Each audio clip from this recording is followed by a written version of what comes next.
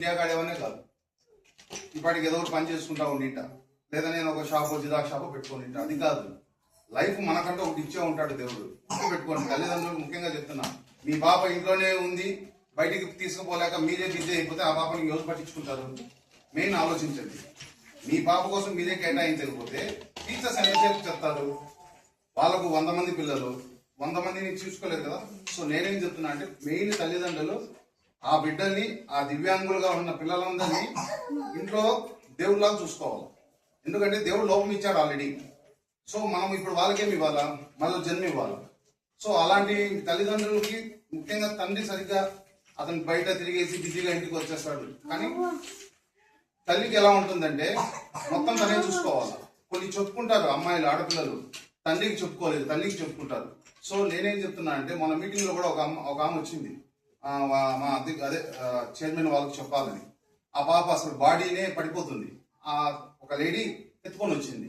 ఆమె చూస్తే నాకే బాధ వేసింది. బాధపడడం కాదు కావాల్సింది, ఆమెకి ఏం కావాలా? అట్లాంటి వాళ్ళు 15,000 పెన్షన్ కావాలా.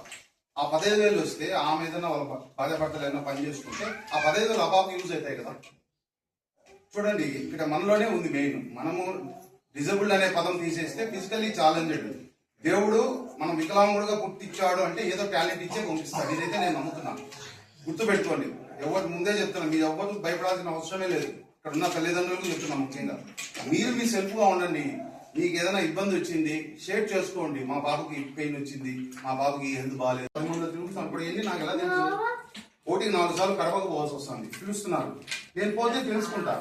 లేదు కడపకు ఎందుకు రిస్క్ అనుకుంటే నాకేం తెలియదు. ఒకసారి గుర్తుపెట్టుకున్నామా, సెల్ఫ్ కాన్ఫిడెన్స్ చాలా ఇంపార్టెంట్. మెయిన్ మనకు ఉండాల్సింది ఒకటే, వాడు ఎవడో చేస్తాడు, వీడెవడో చేస్తాడు, ఇంకోటి చేస్తాడు కాదు. ఫస్ట్ మీరు మిమ్మల్ని, మీ పిల్లల్ని ట్రస్ట్ చేయండి, నమ్మండి. వాళ్ళకి ఏదో ఒకటి లైఫ్ ఇవ్వండి. మీరు 2 రోజులు ఆ పిల్లలకి ఏదైనా భవిష్యత్తు ఇచ్చి మీరు వెళ్ళిపోండి. ఎందుకంటే మనకు అట్లాంటి పిల్లలు ఉన్నప్పుడు మనం ఏం చేయాలంటే మోటివేషన్ ఇవ్వాలి, తిట్టకూడదు, ఎంకరేజ్ చేయాలి. వాళ్ళు చాలా వరకు ఏమీ తెలియని పిల్లలు. గుర్తుపెట్టుకోండి, వాళ్ళకి ఏమీ తెలియదు. వాళ్ళు దేవుడితో సమానం. మనకి దివ్యాంగులు అంటే చాలా మందికి తెలియదు. కొంతమంది మిస్టేక్ చేయడం వల్ల కొంతమందికి చెడ్డ పేరు వస్తుంది. అందరూ అలాగే ఉండరు కదా. ఇప్పుడు ఇంతమంది పిల్లలు ఉన్నారంటే యాక్చువల్ గా మేము కూడా అదృష్టవంతులమే. ఎందుకంటే ఇట్లాంటి పీపుల్స్ కోసం రావాలా, అన్ని బాగుండే వాళ్ళ కోసం పోవడం కాదు. కాబట్టి నేనేం చెప్తున్నా అంటే, మీకు ఈ లోకల్ పరంగా ఏదైనా వచ్చినా, మీకు ఏదైనా చిన్న హెల్ప్ కావాలన్నా కన్నాన్నకు కానీ మేడం కానీ చెప్తే, నా వంతు మీకు ఏదైనా పూర్తిగా లేని వాళ్ళకి, అన్న మాకు అన్నానికి లేదు, ఇబ్బందిగా ఉంది అన్న వాళ్ళకి నేనే నా హార్ట్ఫుల్ గా నాకు వచ్చే పెన్షన్ అయినా నేను ఇస్తాను. అంతేగాని నాకు ఎవరు ఏం అవసరం లేదు. కాకపోతే ఒకటే చెప్తున్నా, అట్లాంటి పిల్లల్ని కొద్దిగా ఫ్రీగా వదలండి. ఇళ్లలో కుర్చీలలో కూర్చోబెట్టుకుంటే వాళ్ళు మొత్తం మానసికంగా ఎక్కువైపోతారు. ఒక్కటే చెప్తున్నా, ఆత్మస్థైర్యంగా ముందుకు పోండి. ఎప్పుడూ టెన్షన్ పడకండి. మీరే పిల్లలకు మంచి లైఫ్ ఇవ్వాలి. సో ఇదొక్కటి మైండ్ లో పెట్టుకోండి. ఈ అవకాశం ఇచ్చిన ప్రతి ఒక్క తల్లిదండ్రులకి అందరికీ ధన్యవాదాలు. ఇప్పుడే మన గౌరవ నందులూరు నాయుడుపల్లి పంచాయతీ సర్పంచ్ అయినటువంటి మా సూచన గారికి స్వాగతం, సుస్వాగతం.